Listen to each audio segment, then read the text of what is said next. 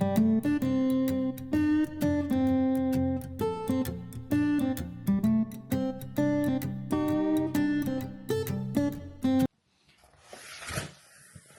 guys, may dumating na parcel pala kanina.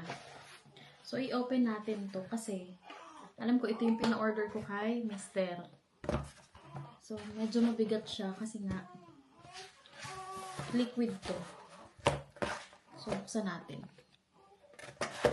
Ito tres mabigat. So ito nga guys.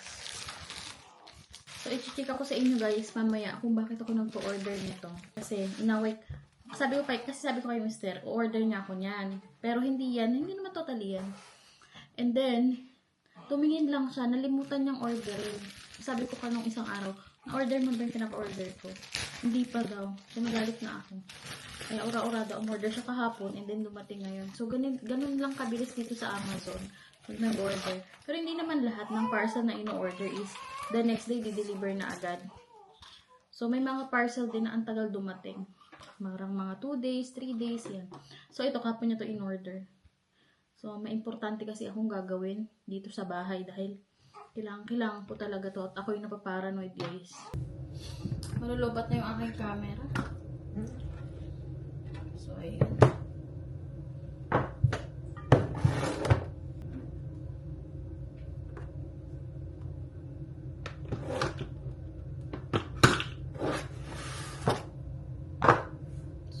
Ayusin ko muna itong mga nipples na ito.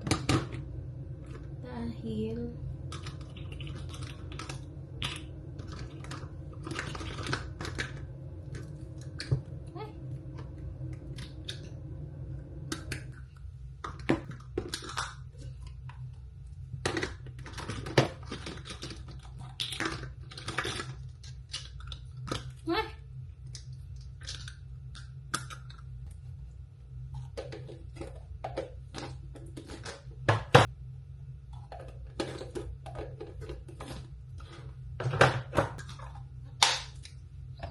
so, ayan.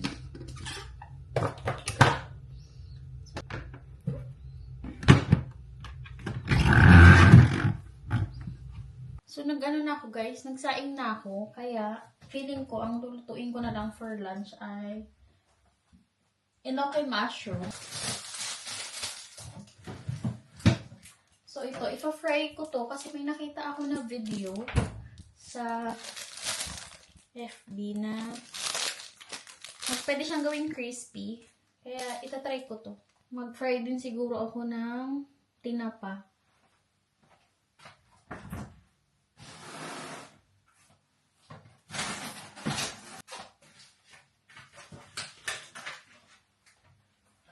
So, napakatigas pa ng tinapa, guys. So, ito guys, yung ating enoki mushroom. Nabili ko lang to sa Asian store kahapon.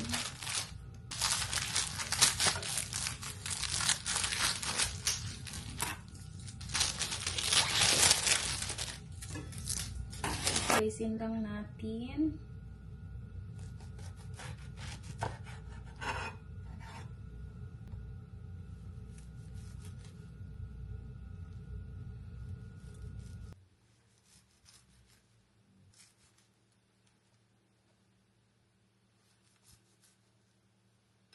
So, ilalagay ko lang yan dito sa guys, malamig na tubig. Kasi kailangan yata nasa babad sa malamig na tubig yan.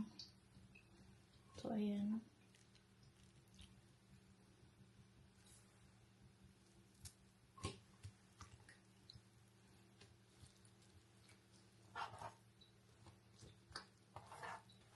So, lalagyan ko lang yan guys ng ating harina at saka yung mixed breadings natin.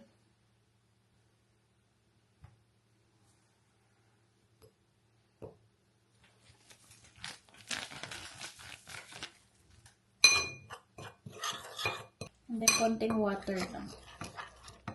So, flour yung nilagay ko at saka mixed breadings. Yun ay crispy fry from Philippines.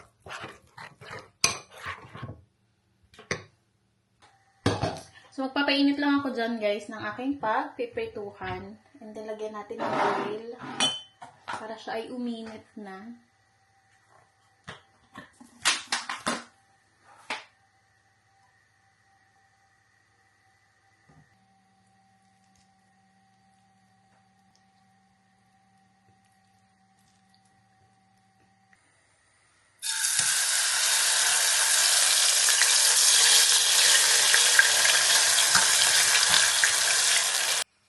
crispy enoki na sinasabi nila. So, dapat hiwa-hiwalayan sila, oh. So, ito guys, yung nagawa ko, oh. Ganyan. And, yung una ko nagawa nito, mas dark pa. Ang pait. Ang ka masarap. Hindi ka ganun hindi ko mapait. Hindi pala to guys, magandang pang-ulam. Pampapak lang pala talaga to. Iuulam ko sana sa rice, kasi parang hindi siya mangyayari. Bali, tapos na ako magluto guys. So, ito na yung mga enoki na naluto ko. Pinapak ko yung iba. Tapos, tinapa lang. So, kain tayo. Nadaling ko lang ito dun sa dining table. Lumutong siya. Pero mahirap magpalutong. Akala ko madali. Hindi pala.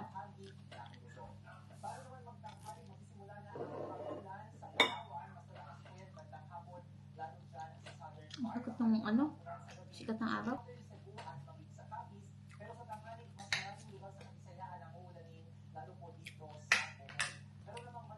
So, hindi pa ako katapos kumain guys. Pero may bata nang nagising at gusto mong magpakarga. Hindi naman siya gutom. Gusto lang talaga niya magpakarga. So guys, i-unbox natin yung air fryer na binili namin ni Mr. kahapon sa Aldi. So, bali, lang yun, 40 pound, 39.99. So, mura lang siya. So, ito yun. So, ito yun guys. Nandito sa lapag. So, ayan siya guys. So, ito ay 5.5 liter. And then, feeling ko naman malaki to at saka maganda. Bagay, lang naman ang gagawin dito. Lulutuan lang naman. So, okay na to. So, i-unbox natin. So, pag open guys, ito yung kanyang manual. So, tanggalin natin yan. And then, ito yung air fryer. So, tatanggalin ko yung plastic.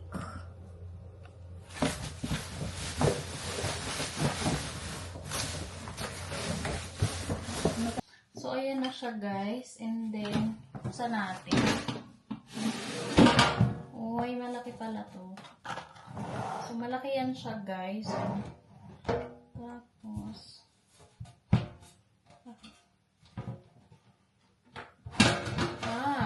ito nasa separate siya. So, meron siyang ganyan. Pag nakalock, hindi yan yun. So, dapat ito. Pag nakalock siya, ganyan. So, pag iisod ito dito, so, maghihiwalay siya. And then, meron ka pang pipindutin dito. Para matanggal yung lock. So, ganyan. Paano lang siyang maganda.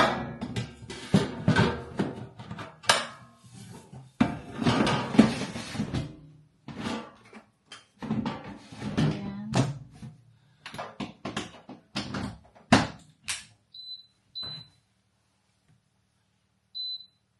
So, ganyan siya, guys. So, pwede kang mag-fried. Ano ba yan? Meat, chicken, I think bacon yan. Pwede rin tayo mag-bake. So, ayan. 200 yung kanyang pinakamataas na. So, may ichichika pala ako sa inyo, guys. Bali, may pinoproblema ako dito sa bahay. Kasi, meron ako nakikitang maliliit na insects. So, hindi naman sa pag-ano, pero malinaw talaga kasi yung mata ko. So, nakikita ko silang gumagapang sa pader. Kasi yung pader namin medyo white siya. Or, ano tawag yan? Parang off-white ang tawag. So, kitang-kita ko sila. So, napaparanoid ako kasi gusto ko silang patayin. Tapos, yung shape niya, guys, ng insects ay parang termites na sobrang liliit. Parang kumbaga sa kuto, kuyumad. Alam niyo yun? So, papakita ko sa inyo, guys. Ito, umorder kami ni Mr. nito sa Amazon. Pangpatay ng insects. Ewan ko kung ano yun at kung saan galing. Pero nag-search ako. Parang ano siya, wood lice. So, common daw yun sa mga newly built na houses or buildings.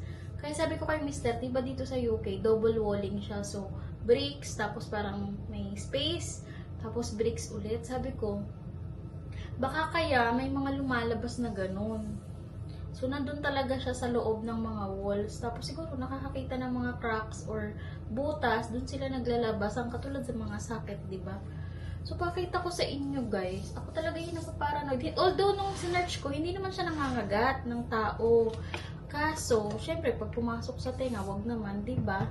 So, niinis ako. Pati sa CR, nakikita ko sila. So, ito yung binili ni Mr. Sana effective to. Ewan ko kung sa ibang bahay sa UK may ganyan din or dito lang.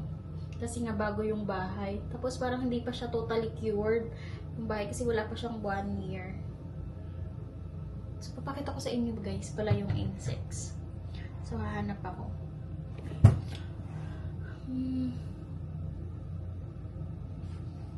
Wait lang, wala akong makita. So guys, ito, papakita ko sa inyo. Ayan, ayan, ayan, yung maliliit na yan. So, i-zoom ko kung kakayanin. So, ayan. Ayan, para siyang langgam or para siyang termites. Tapos, hindi yan daw siya nangangagat. Kaso, tumitira siya sa mga flower or flower. Ito. Tingnan nyo to guys. Ayan. Hindi kaya nung camera kasi sobrang liit. Ayan. So, ayan. Kita nyo ba yan? Ano kaya yan? Ayan, guys. Kita nyo ba? So, tingnan nyo, guys. Pag ginalaw ko, naurong.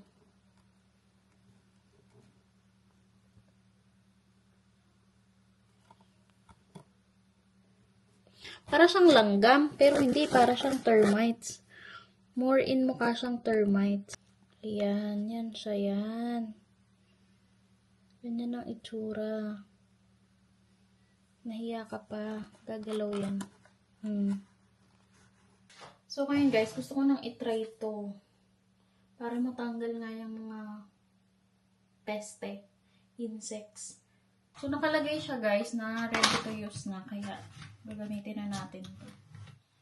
Dahil hindi na talaga ako natutuwa. Alam niyo yun. Tusok na lang kaya. Yan.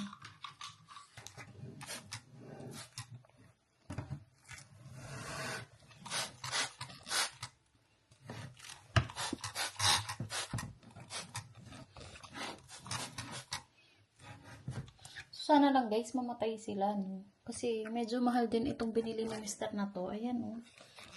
Nagapang pa. Yan, ayan siya.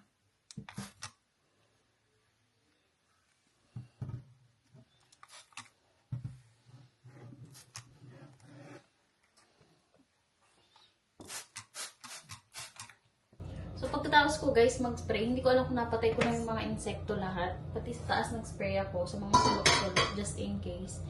And then sa CR. And then dito sa kusina, ito nga yung inuna ko, no? Alam niyo kasi pag may maitim na dot, feeling ko insekto na ako. So, ayusin ko na muna itong kusina kasi magluluto ako guys ng pansit para sa dinner namin ni Mr. Yan ang aming baby gising. Pero binaba ko na muna kasi hindi ako talaga makakagawa pag hindi ko binaba. Yan masarap. So, yung pinirito kong inoki, hindi ko na ubos. Hindi ako nasarapan. Hindi naman sa hindi masarap, pero nakakaumay kasi siya. Alam niyo yun.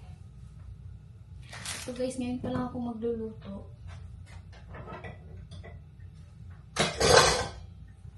Dahil ang baby namin ay hindi nagpababa. Kaya ngayon pa lang ako magluluto.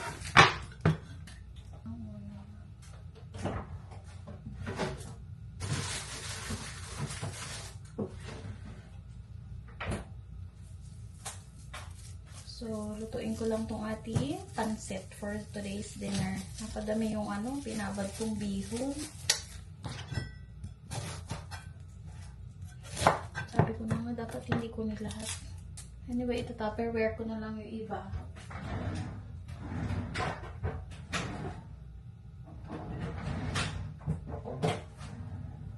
Ilalagay ko sa... So, kailangan ko bilisan magluto dahil ang aming baby ay maligalig.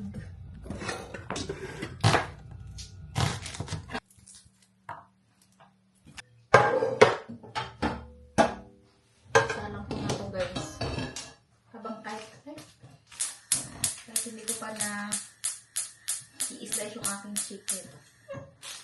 Mabilisan na to.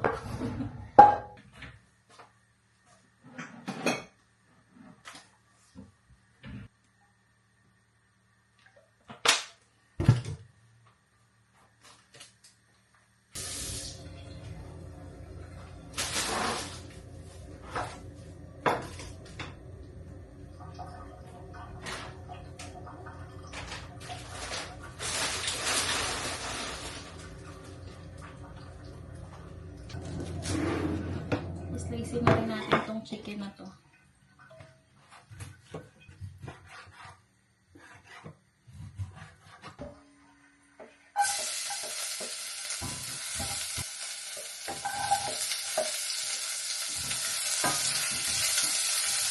dahil luto na guys, yung ating sibuyas, ilalagay ko na rin itong chicken. Pandalas na naman guys ang luto ko. Sana lang wala akong makalimutan. No? Mag-chicken curry ako, nakalimutan ko ang luya, nakalimutan ko ang curry powder sa pag-igisa. Lagyan na natin ng pepper. And salt.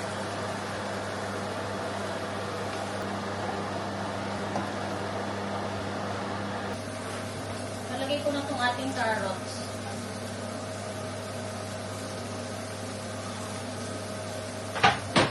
So, isusunod ko na din agad yung beans. So, ilalagay ko na itong bahi beans. Ito, lalagyan ko na siya guys ng konting tubig and then toyo para lumasa na siya. So, 1 cup lang muna. Para lumambot yung ating gulay.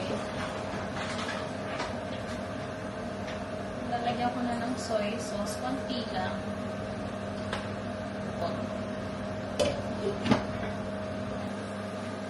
Itong dulo nung ano ba to? Pechay Baguio sa atin to, pero dito ito ay Chinese cabbage.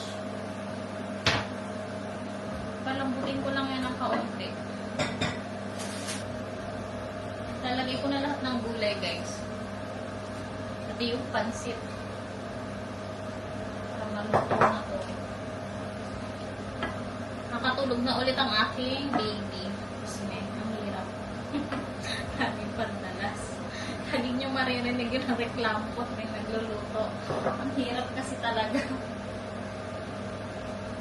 Ayan. Lagyan na natin yan. Hinabad ko na to kanina kaya okay na to. Kunting kulo-kulo na lang to eh. Ayan siya guys.